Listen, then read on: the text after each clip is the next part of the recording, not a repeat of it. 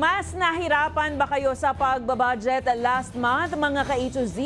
Dahil po yan sa pagtaas ng presyo ng mga bilihin noong Hulyo, kabilang ang pagkain, kuryente at langis. Ito na ang pinakamataas na inflation rate sa loob ng 9 na buwan. May balitang A to Z, si Ace Cruz.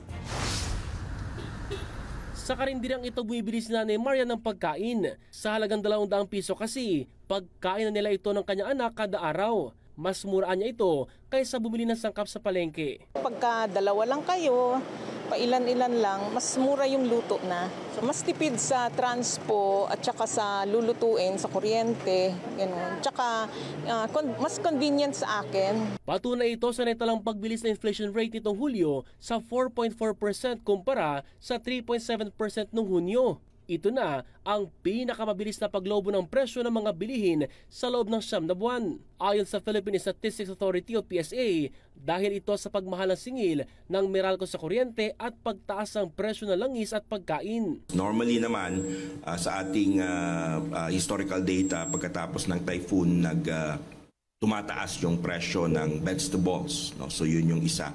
So doon tayo may expectation na pwedeng tumaas. May bagyang pagbaba naman sa rice inflation nitong Hulyo sa 20.9% kumpara sa lagpas 22% noong Hunyo, partikular na sa well-milled rice.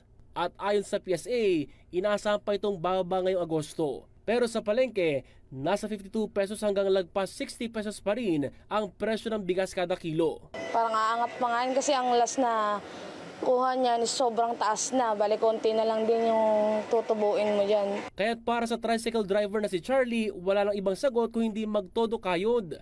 Taga-taga lang kami sa biyahe. Kailangan sumagat ka ganun para kumita. Kailangan po kumahit para sa pamilya.